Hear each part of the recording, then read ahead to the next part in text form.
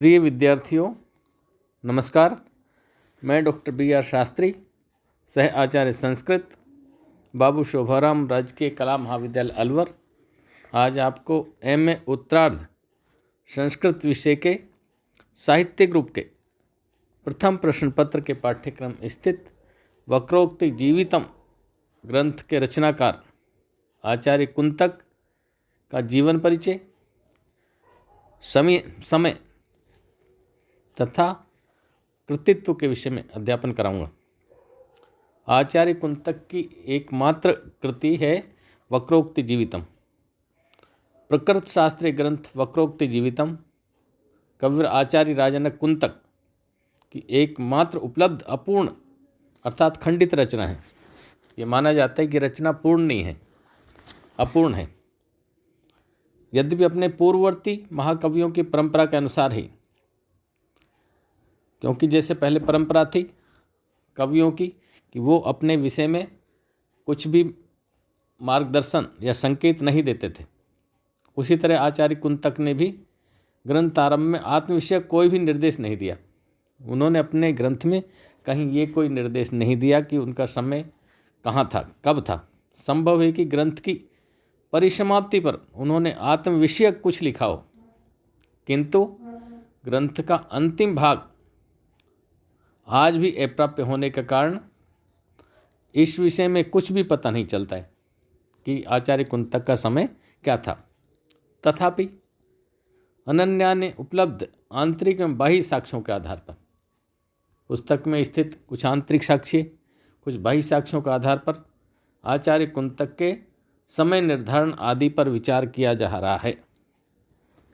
उनके पुस्तक के कुछ साक्ष्य बाह्य, कुछ आंतरिक, उनके आधार पर ही विचार किया जाता है।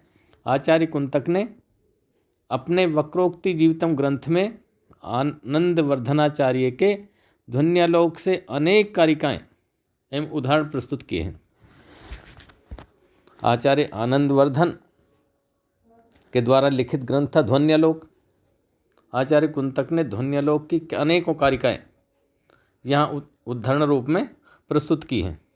जैसे ये ध्वन्यालोक की ये कारिका है, प्रतिमानम पुनरंद्य वस्तुअस्ति वाणीषु महाकविनाम यत् तत् प्रसिद्ध अवयव अतिरिक्तम विभाति लावण्यम विमंगना नाम। ये ध्वन्यालोक की 1/4 कारिका है। और रसवत अलंकार के खंडन के संदर्भ में भी अधोलिखित कारिका ये ध्वन्यालोक से ही है। नीचे की कारिका जो यही प्रधाने अन्यत्र वाक्यार्थे यत्रंगंतु रसादे काव्ये तस्मिन् अलंकारो रसादि रीति में मति। ये भी ध्वन्यालोक की कारिका है। वृत्ति भाग से उद्धृत अंश, जो कारिकाओं का वृत्ति भाग है उससे भी काफ़ी इन्होंने अंश यहाँ उद्धृत किया है ध्वन्यालोक का। जैसे क्षिप्तो हस्तावलग्नः इत्यादि। ध्वन्यालोक पृष्ठ 195।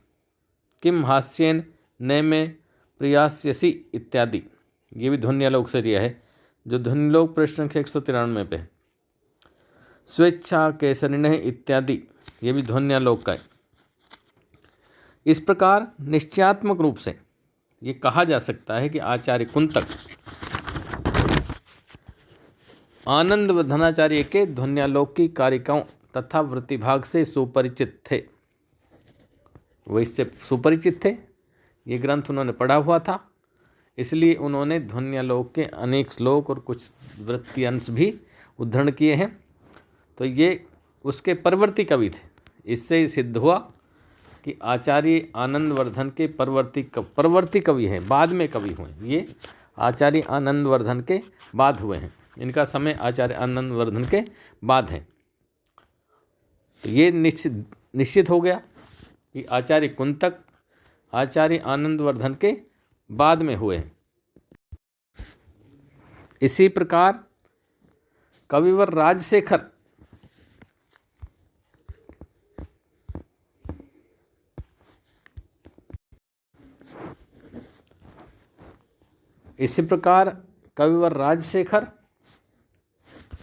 की विभिन्न रचनाओं से भी आचार्य ने कुंतक ने प्रकृत ग्रंथ में कतिपय उद्धरण प्रस्तुत किए हैं।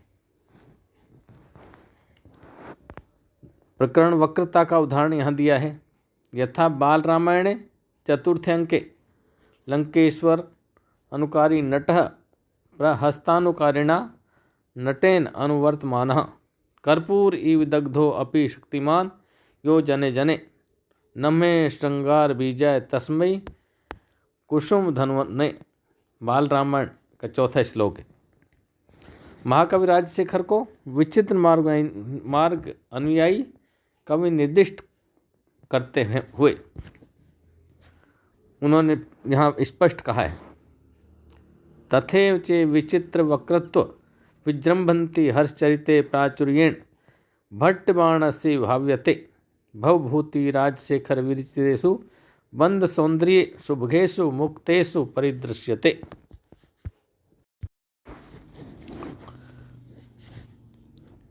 तो इन उदाहरणों से, ये उद्धरण जो दिए हुए हैं, इनसे स्पष्ट सिद्ध हो जाता है कि निर्विवाद रूप से राजशेखर का आनंदवर्धनाचार्य के पश्चात होना सिद्ध होता है।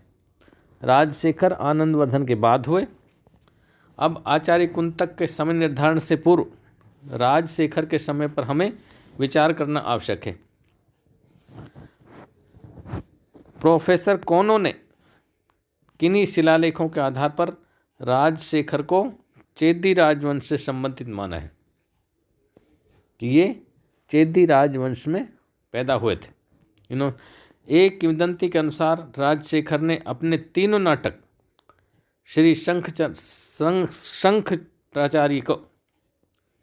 शंकराचार्य को समर्पित किए थे। माधवाचार्य ने अपने शंकर विजय में राजशेखर की कथा का वर्णन किया है। तत्रोदितः कश्चन राजशेखर इति, ये वर्णन है माधवाचार्य ने अपने शंकर विजय में ये लाइन दी है।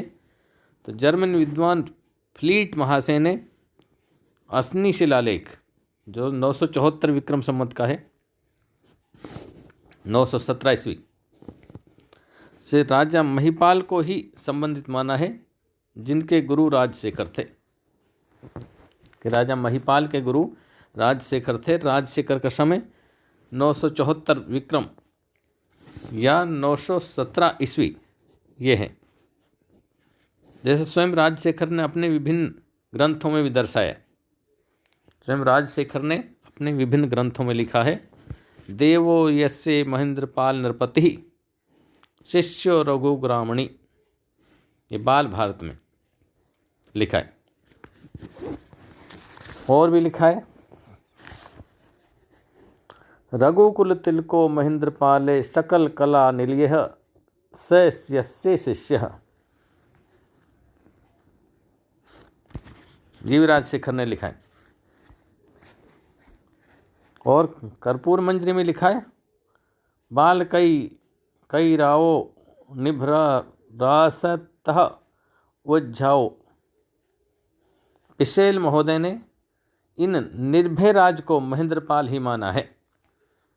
इसी महेंद्रपाल तथा उसके पुत्र महिपाल ने कान्यकुब्ज, जिसे कन्नौज कहा जाता है, कन्नौज में राज्य किया। सियाडोनी शिलालेख के अनुसार 903 से 907 तक महेंद्रपाल तथा 917 तक महिपाल कान्यकुब्ज के सम्राट रहे। महिपाल कन्नौज के सम्राट रहे 917 तक। इस प्रकार राजशेखर का समय अपने पूर्ववर्ती आनंदवर्धनाचार्य के पश्चात 884 ईस्वी के अनंतर तथा 959 के पूर्व की नियत करना समीचीन है। तथा आचार्य कुंतक की पूर्व सीमा 950 ईस्वी के पश्चात ही निश्चित होती है। आचार्य कुंतक का जो समय ठहरता है वो 950 ईस्वी के पश्चात का ठहरता है, बाद का। डॉक्टर मुखर्जी तथा डॉक्टर लाहिड़ी के मतानुसार आचार्य अभिनवगुप्त आचार्य कुंतक के वक्रोक्ति जीवितों से सुपरिचित थे तथा उन्होंने भरत के लक्षण की वक्रोक्ति के साथ समानता सिद्ध की। अतएव अभिनवगुप्त आचार्य कुंतक के परवर्ती थे। अभिनवगुप्त आचार्य कुंतक के बाद हुए, क्योंकि आचार्य आनंदवर्धन ने अपनी ध्वन्यालोक वृत्ति में प्रतिमान रूपक के उदाहरण में प्राप्त श्रीरेव कस्मात् श्लोक दिया है तथा इसी श्लोक को आचार्य कुंतक ने प्रतिमान व्यतिरेक के उदाहरण में बड़ी श्रद्धा के साथ प्रस्तुत किया है। तो आचार्य अभिनवगुप्त का तटी तारम ताम्यति इत्यत्र तट शब्द से पुंसत्व नपुंसकत्वे अनादृता स्त्रीत्वे आश्रितम सहिदे स्त्रीति नामानि मुद्रम इति कृत्वा ये कथन आचार्य कुंतक के नामेव स्त्रीति पेशलम कारिकांश तथा उसकी वृत्ति का केवल अनुवाद है। आचार्य कुंतक का निर्देशन महिम भट्ट के व्यक्ति विवेक, नरेंद्र प्रभसूरी के अलंकार महोदधि, विद्याधर की एकावली एवं सोमेश्वर का काव्य प्रकाश टीका में भी मिलता है। समय निर्देश आचार्य कुंतक का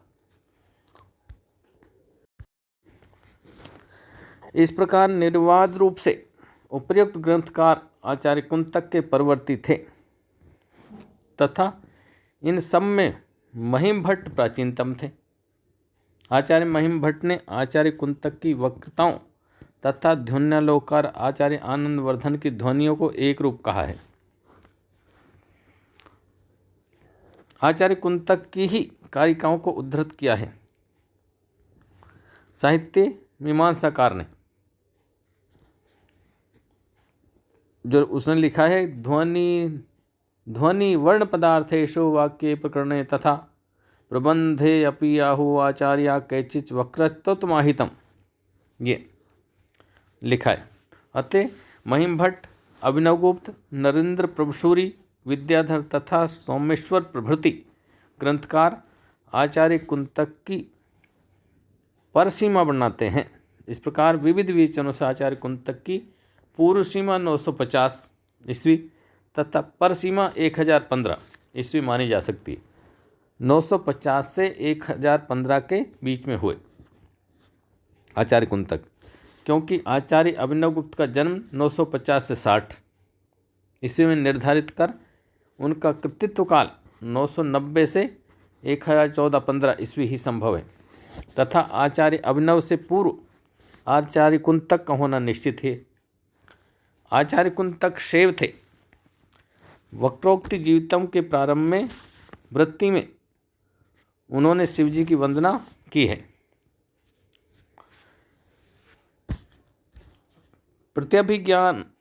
प्रत्यभिज्ञा दर्शन में भी शिव को एकमात्र परम तत्व तथा इस समस्त परम पंचम जगत की रचना के लिए उनकी शक्ति परिस्पंदन को ही पर्याप्त माना जाता है। शक्ति एवं शक्तिमान शिव में पूर्ण भेद अभेद है। ग्रंथ का अभिधान आचार्य कुंतक के एकमात्र उपलब्ध ग्रंथ वक्रोक्ति जीवितम है। जैसा कि उन्होंने स्वयं ग्रंथ के द्वितीय तथा तृतीय उन्मेष में अंत में इति श्रीमत कुंतक विरचिते वक्रोक्ति जीविते द्वितीय तृतीय उन्मेषे लिखकर स्पष्ट किया। परंतु कतिपय विद्वान प्रथम उन्मेष के अंत में लिखित वक्रोक्ति जीविते काव्यालंकारे तथा ग्रंथ की द्वितीय कारिका लोकोत्तर चमत्कार कारी वैचित्र्य सिद्धे के अनुसार ग्रंथ के कारिका भाग को काव्यालंकार तथा वृत्ति भाग को वक्रोक्ति जीवितम संज्ञा देते हैं। इस मत के प्रतिपादकों में सर्वप्रमुख डॉक्टर काणे हैं। आचार्य कुंतक के अनेक प्रवर्ती कवियों ने आचार्य को केवल वक्रोक्ति जीवितकार के रूप में कुंतक विरचिते वक्रोक्ति जीवितम कहकर ही स्मरण किया है, न कि कुंतक विरचिते काव्यालंकारे कहकर। इससे सुस्पष्ट है कि आचार्य ने अपने ग्रंथ का नाम केवल वक्रोक्ति जीवितम ही रखा। कारिका भाग का नाम काव्यालंकार तथा वृत्ति भाग का वक्रोक्ति जीवितम नहीं, अर्थात दो नाम नहीं रखे। फिर भी प्रकृत ग्रंथ का यदि काव्यालंकार नाम रखना ही आचार्य कुंतक को अभिष्ट होता तो अन्य भामे रुद्रट आदि आचार्यों के समान ही वे भी कारिका में काव्यस्य अयम अलंकार को अपि पूर्व विधीयते के स्थान पर स्पष्ट रूप से काव्यालंकार इति से को अपि अपूर्व विधीयते तथा वृत्ति में अलंकारो विधीयते अलंकरणम क्रियते कस्य काव्यस्य कवे कर्म काव्यम तस्य ने लिखकर काव्यालंकार इति ग्रंथे क्रियते ऐसा लिखते। अपने ग्रंथों के काव्यालंकार प्रभृति नाम रखने वाले आचार्य ने लिखा है काव्यालंकार इतिसो यथा बुद्धि विधास्यते भामे काव्यालंकार। उनके अतिरिक्त आचार्य वामन ने भी अपने ग्रंथ का नाम काव्यालंकार सूत्रवृत्ति रखा। आचार्य कुंतक ने दंडी के काव्यादर्श या आनंद वर्धनाचार्य के ध्वन्यालोक को ही अपना विषय बनाया। आचार्य की ये वृत्ति भी ननु चेत संति चिरंतन स्तव अलंकार यही सिद्ध करती है कि प्रारंभ कारिका में काव्यस्य अलंकार को अपि अपूर्व विधीयते लिखकर केवल काव्यस्य अलंकार विषयक अपने अपूर्व ग्रंथ की रचना की और इंगित किया है, क्योंकि उन्होंने स्वयं वृत्ति भाग में अलंकार शब्दे शरीरस्य शोभा अतिशयकारित्वात् मुख्यतया कटकादिषु वर्तते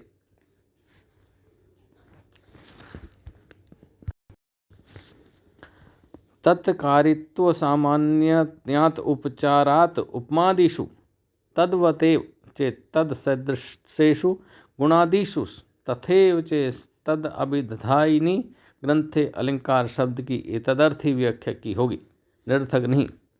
यही नहीं, आचार्य कुंतक ने उपमादि संपूर्ण अलंकार वर्ग को अपने ग्रंथ वक्रोक्ति जीवितम की वाक्य वक्रता में समाहित किया है। इस प्रकार आचार्य कुंतक को अपने ग्रंथ का वक्रोक्ति जीवितम नाम रखना ही अभिष्ट था। इसके विपरीत शंका करना निर्मूल है। आचार्य कुंतक ने अपने ग्रंथ की रचना का उद्देश्य भी अत्यंत स्पष्ट कर दिया। उन्होंने अलंकार ग्रंथ तथा अलंकारीय काव्य दोनों के प्रयोजनों को पृथक किया।